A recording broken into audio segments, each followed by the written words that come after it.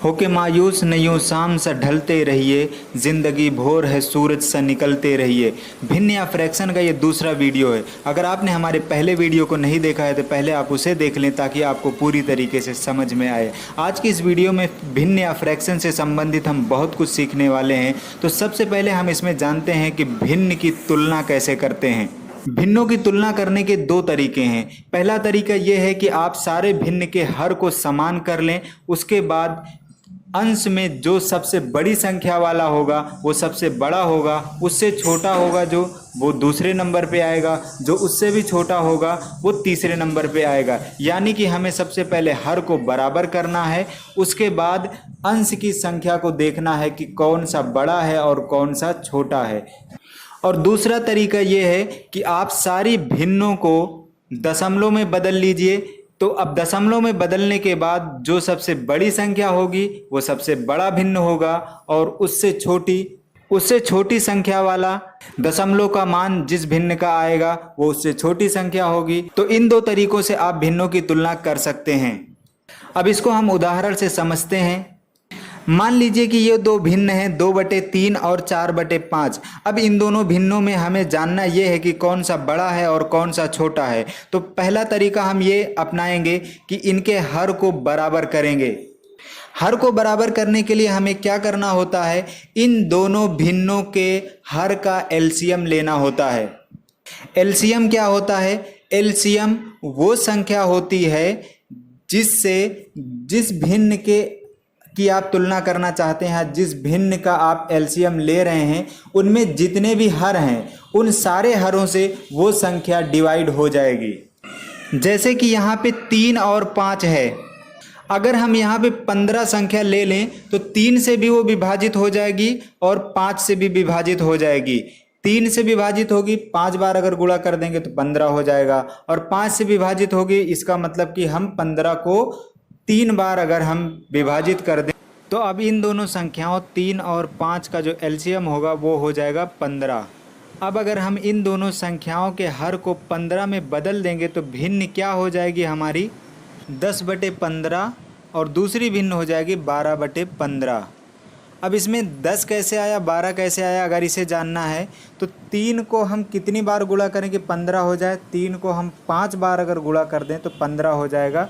तो जितनी बार हमने 3 को 15 बनाने के लिए गुणा किया है उतनी ही बार हमें अंश में भी गुणा करना पड़ेगा। तो 2 में 5 का गुणा कर देंगे, कितना हो जाएगा 15। इसी तरीके से 5 से कितनी बार गुणा करें कि हम 15 हो जाए, तो हमें गुणा करना पड़ेगा 3 बार, और ऊपर अंश में भी हम किससे गुणा कर देंगे 3 से, तो 4 और 3 को गुणा करेंगे तो हो जाएगा हमारा 12। या हम इसको इस तरीके से भी समझ सकते हैं, हर को 15 बनाने के लिए कितने से गुणा किए 5 से, तो अंश में भी कितने से गुणा कर दिए 5 से, यानी हर और अंश दोनों में हमने 5 से गुणा कर दिया, तो भिन्न का मान बदलता नहीं है।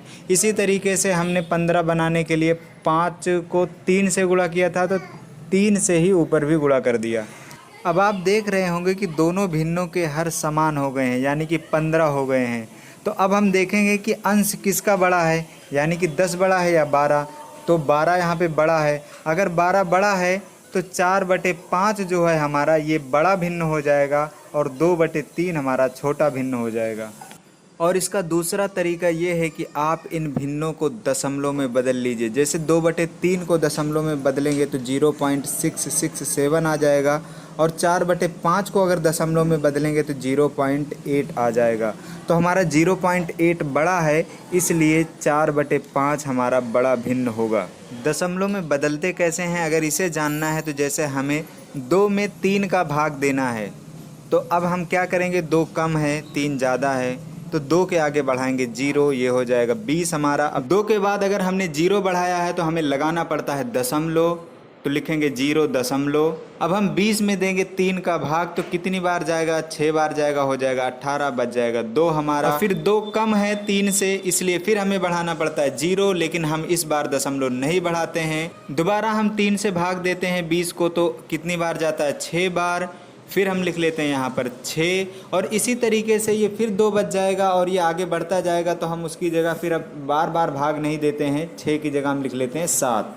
चलिए एक और उदाहरण देखते हैं। मान लीजिए कि 2/5, 4/5 और 11/15 ये तीन भिन्न हैं और इसमें हमें ये जानना है कि सबसे बड़ा कौन सा है और सबसे छोटा कौन सा है।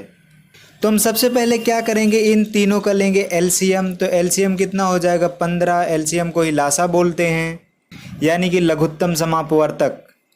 तो इन तीनों का एलसीएम हो जाएगा 15। जब हम एलसीएम ले लेंगे तो 2/5 क्या बन जाएगा 6/15 और 4/5 क्या बन जाएगा 12/15 और 11/15 क्या बनेगा 11/15 ही रहेगा। तो अब इन तीन भिन्नों में सबसे बड़ा कौन सा होगा 12/15 क्योंकि इसका अंश सबसे बड़ा है। उससे छोटा कौन सा होगा 11/15 और सबसे छोटा कौन सा होगा 6/15 क्योंकि इसका अंश सबसे छोटा है। और दूसरा तरीका दशमलव वाला, आप उसे खुद प्रैक्टिस कर लीजिएगा। अब हम समझते हैं कि एलसीएम किस तरीके से लिया जाता है। मान लीजिए कि हमारे पास दो भिन्न हैं 4/5 और 7/10, इन्हें जोड़ना है। तो सबसे पहले हमें क्या करना होता है, इनका जो हर है 5 और 10 इनका लेना पड़ता है एलसीएम। तो एलसीएम लेने के हम बिल्कुल बेसिक तरीकों को समझते हैं कि बेसिक तरीके से जो किसी भी संख्या का एलसीएम लेने के लिए इस्तेमाल की जा सकती है। लेकिन जब आप प्रैक्टिस कर लेते हैं तो बहुत सारी संख्याओं का आप एलसीएम आपको लिखने की ज़रूरत नहीं पड़ती, आप सीधे ही ले लेते हैं। तो देखते हैं कि हम कैसे लेते हैं एलसीएम। तो हमें सबसे पहले क्या करना होता है, 5 और 10 को लिखना होता है। उसके बाद हम कुछ इस तरीके से बना लेते हैं। तो अब जितनी भी संख्याएं होती हैं इसके अंदर, उसमें हम देखते हैं कि कौन सी संख्या है जो छोटी से छोटी संख्या से कट जाएगी। यानी सबसे पहले हम देखेंगे, एक को छोड़ देते हैं, उसके बाद हम देखते हैं कि कौन सी संख्या से डिवाइड होगी या कटेगी। जैसे कि इसमें 5 और 10 है, तो 5 तो हमारा सिर्फ 5 से कटेगा, लेकिन 10 ऐसा है जो 2 से भी कट सकता है। तो सबसे पहले हम क्या करेंगे, 2 से इन्हें डिवाइड करेंगे। 2 से डिवाइड करेंगे तो 5 हमारा डिवाइड होगा नहीं, तो इसको हम सीधा सीधा ऐसे ही नीचे उतार लेंगे। लेकिन 10 हमारा 2 से डिवाइड हो जाएगा, 2 से कट जाएगा। कितनी बार जाएगा, इसमें 5 बार जाएगा, तो इसे भी हम लिख लेंगे 5। अब क्या हमें मिला, 5 और 5 मिल गया। अब इसको भी हमें फिर से डिवाइड करना है। ये कब तक डिवाइड करना है, जब तक सारी संख्याओं के नीचे 1 ना आ जाए। अब जैसे दोनों संख्याएं 5 और 5 आ गई, तो अब ये ना तो 2 से डिवाइड हो सकती हैं, ना ही 3 से डिवाइड हो सकती हैं, ना ही 4 से, सिर्फ 5 से ही डिवाइड होंगी। तो 5 से डिवाइड होंगी तो हम क्या करेंगे, 5 से ही डिवाइड करेंगे। तो 5 से डिवाइड करेंगे तो दोनों एक एक बार में ही डिवाइड हो जाएंगे। तो अब देखिए हमारा नीचे आ चुका है 1 और 1। तो अब इन दोनों संख्याओं के नीचे 1 1 आ चुका है। तो अब हम क्या करते हैं, जो संख्या हमें यहाँ पे दिख रही है, जैसे यहाँ पे 2 और 5 दिख रही है, तो इसको आपस में गुणा करते हैं। अगर ये और भी होती आगे, जैसे 2 5 के बाद भी अगर कोई संख्या होती इसके नीचे, तो उसे भी हम ले लेते और सारी संख्याओं को गुणा कर लेते। जितना आता वही हमारा एलसीएम हो जाता है। जैसे यहाँ पे 2 और 5 है, 2 और 5 को गुणा करेंगे तो 10 हो जाएगा, 10 हो जाएगा हमारा एलसीएम। तो चलिए अब हम आगे सॉल्व करते हैं 4/5 प्लस 7/10 को। तो अब इसका एलसीएम कितना हो गया 10। हम इसको इस तरीके से लिख लेते हैं। तो यहाँ पे क्या था, देखिए अब 4 के नीचे क्या था, हमारा 5 था। 5 को हमने एलसीएम लेके कितने में कन्वर्ट कर दिया, 10 में। तो 5 को हम 10 बनाएंगे तो कितनी बार गुणा करना पड़ेगा, 2 बार। 2 बार हमने अगर नीचे गुणा किया है तो 2 बार हमें ऊपर भी गुणा करना पड़ेगा, यानी 4 में भी 2 बार गुणा करना पड़ेगा। तो 4 का 2 से गुणा करेंगे तो कितना हो जाएगा 8। उसके बाद हम लगाएंगे यहाँ पे प्लस का निशान। तो अब देखिए 7 के नीचे क्या था, 10 था। 10 था यहाँ पे पहले से, और एलसीएम भी हमने 10 लिया है। तो कितनी बार 10 और 10 में 10 का गुणा कितनी बार जाएगा, 1 बार जाएगा। तो 7 में किससे गुणा करेंगे, 1 से गुणा करेंगे। तो 7 को 1 से गुणा करेंगे तो 7 ही रहेगा। तो अब हम आगे क्या करेंगे, आगे हम 7 8 और 7 को जोड़ लेंगे, कितना हो जाएगा 15। और उस बटे फिर हम लिख लेंगे कितना, जो एलसीएम आया था हमारा 10, वो लिख लेंगे। तो अब ये भिन्न क्या हो गई, 15/10। 15/10 जो है हमारा, ये 5 से डिवाइड हो सकता है। तो 5 से नीचे डिवाइड करेंगे और ऊपर डिवाइड करेंगे, तो ये कितना हो जाएगा हमारा 3/2। यही हो जाएगा इसका आंसर 3/2। और एक चीज़ आपको यहाँ पे और बता देता हूँ, जैसे 8 + 7/10 ये लिखा हुआ है। अब अगर हम इसको अलग करना चाहें तो क्या लिख सकते हैं, 8/10 प्लस 7/10 ये लिख सकते हैं। और इसको फिर हम दोबारा अगर बदलना चाहें 8/10 प्लस 7/10 को, तो फिर हम इसको 8 प्लस 7/10 जैसा कि यहाँ पे लिखा हुआ था ये भी लिख सकते हैं। चलिए आगे और एक उदाहरण कर लेते हैं। जैसे मान लीजिए कि 3/2 प्लस 2/5 है। अब इसको हमें जोड़ना है, तो सबसे पहले हम लेंगे 2 और 5 का एलसीएम। एलसीएम लेने के लिए जैसे हमने पहले किया था वैसे ही करेंगे, 2 और 5 लिखेंगे, कुछ इस तरीके से बनाएंगे। उसके बाद हम इसे सबसे पहले छोटी से छोटी संख्या से डिवाइड करते हैं। तो कितने से डिवाइड हो जाएगा, 2 से।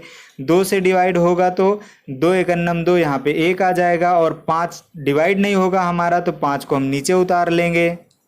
अब यहाँ पे 2 के नीचे तो 1 आ चुका है, लेकिन एक संख्या हमारी और बची हुई है आगे 5। फिर क्या करेंगे, हम इसे 5 से डिवाइड करेंगे। तो 1 के नीचे 1 उतार लेंगे, इसमें अब हमें कोई छेड़खानी नहीं करनी है। और 5 को हम 5 से डिवाइड करेंगे तो कितनी बार जाएगा, 1 बार। अब दोनों जगहों पे क्या आ गया, 1 और 1 आ गया।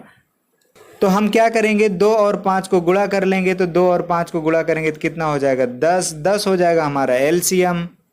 10 हमारा एलसीएम हो गया। तो 2 की जगह चूंकि हमने 10 लिखा है, तो कितनी बार गुणा किया है, 2 से 5 बार गुणा किया होगा तब 10 बना है। तो 3 में हम कितने से गुणा करेंगे, 5 से गुणा करेंगे, तो ये बन जाएगा 15। फिर लगाएंगे प्लस का निशान। और 5 को हमने फिर 10 में बदला है, 2/5 था, तो ये अब 10 नीचे 10 हो गया है। तो 5 का गुणा हम 2 बार किए हैं तो 10 बना है। तो 2 में भी 2 के गुणा कर देंगे, 2 में 2 का गुणा करेंगे तो कितना हो जाएगा, 4। अब हम 15 प्लस 4 को जोड़ लेंगे, हो जाएगा 19/10 लिख देंगे। और यही हो जाएगा हमारा आंसर। अब आइए भिन्न से जुड़ी कुछ और भी बातें हम जान लेते हैं। मान लीजिए कि हमारा √16/3 लिखा हुआ है। √16/3 को हम कुछ इस तरीके से भी लिख सकते हैं, ऊपर लिख देते हैं √16/√3, इस तरीके से भी लिख सकते हैं। √16 का हमारा वर्गमूल निकल जाएगा, इसका कितना हो जाएगा, 4। और √3 का वर्गमूल नहीं निकलेगा, तो इसे हम ऐसे ही लिख लेंगे। अगला हम जानते हैं कि जैसे 17/4 हमारा लिखा हुआ है। 17/4 को अगर हमें मिश्रित भिन्न में लिखना है तो हम कैसे लिखेंगे, 4 का गुणा इतनी बार करते हैं कि वो 17 से ज़्यादा ना होने पाए। तो कितनी बार गुणा कर सकते हैं, 4 को 4 बार गुणा करेंगे तो 16 हो जाएगा, जो कि 17 से कम रहेगा। तो 4 का गुणा हमने कितनी बार किया, 4 बार। तो जितनी बार गुणा किया हूँ उतना हम यहाँ पे लिख लेते हैं। जैसे हमने लिख लिया 4। अच्छा, 4 को 4 से गुणा किया तो 16 हो गया था, लेकिन ये संख्या थी ऊपर कितनी, 17। 17 16 से कितनी ज़्यादा थी, 1। तो हम यहाँ पे लिखेंगे 1 और बटे में लिख लेंगे 4। ये हो गया हमारा मिश्रित भिन्न। और इस मिश्रित भिन्न को हम लिख सकते हैं 4 + 1/4 भी, क्योंकि जब हम 4 + 1/4 को भी अगर हल करेंगे तो वो भी कितना आ जाएगा हमारा, 17/4। तो हम 17/4 को 4 सही 1/4 भी लिख सकते हैं, 4 + 1/4 भी लिख सकते हैं। आइए कुछ चीज़ें और जान लेते हैं जहाँ पे हम अक्सर गलतियाँ करते हैं। जैसे हमारा लिखा हुआ है a × b = b लिखा हुआ है। यहाँ पर हम b को b से सीधा काट सकते हैं और बचेगा हमारा क्या, 1 बचेगा दोनों की जगह। तो इसका मान हमारा क्या आ जाएगा, a = 1 आ जाएगा। अगर हम इसे थोड़ा सा समझना चाहें तो ये कैसे होता है, ये जैसे a का गुणा b में हुआ था तो यहाँ पे गुणे में था, तो दूसरी तरफ हम भेजेंगे तो क्या हो जाएगा, a बराबर क्या हो जाएगा, b को गुणे में था, दूसरी तरफ जाएगा तो भाग में हो जाएगा, तो b/b हो जाएगा इधर। तो इसलिए हमारा क्या है कि ये जब हम काटते हैं तो 1 आ जाता है। अगर मान लीजिए कि यही चीज़ होता a + b = b, तो यहाँ पे b से कैंसिल हो जाएगा, जब कैंसिल होगा तो 0 हो जाएगा। a बराबर हमारा क्या आ जाएगा, 0। ये कैसे आता है, a + b लिखा हुआ था तो a में b को जोड़ा गया था, तो अगर बराबर के दूसरी तरफ कोई चीज़ जाती है तो प्लस होती है तो माइनस में बदलती है, माइनस होती है तो प्लस में बदलती है, गुणा है तो भाग में बदलेगा, भाग है तो गुणे में बदलेगा। तो ये प्लस है तो हमारा किस में बदलेगा, दूसरी तरफ जाएगा तो माइनस में, तो b - b, b में से b को घटा देंगे तो कितना आ जाएगा हमारा, 0 आ जाएगा। यहाँ पर इस तरीके से आ जाता है a = 0। तो आपको ये चीज़ ध्यान में रखनी है कि अगर बराबर के एक तरफ कोई चीज़ गुणे में है और दूसरी तरफ हम उसे काट रहे हैं तो कितना बचता है हमारा 1। और अगर यही चीज़ प्लस या माइनस में है, अगर उसे हम कैंसिल करते हैं तो कितना बचता है हमारा 0। ये आपको ध्यान रखना है।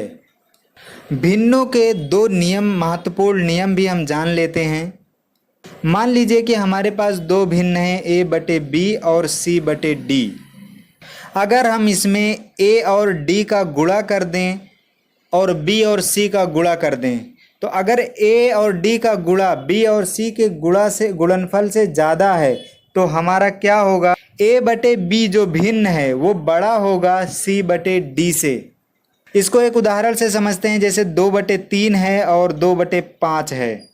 तो अब हम इसमें क्या करते हैं, 2 और 5 का गुणा करते हैं तो कितना हो जाएगा, 2 और 5 का गुणा 10 हो जाएगा। और 3 और 2 का गुणा करेंगे तो कितना हो जाएगा, 6 हो जाएगा। चूँकि 10 हमारा बड़ा है, 6 छोटा है, इसलिए 2/3 जो भिन्न है ये बड़ा होगा, 2/5 जो भिन्न है वो छोटा होगा।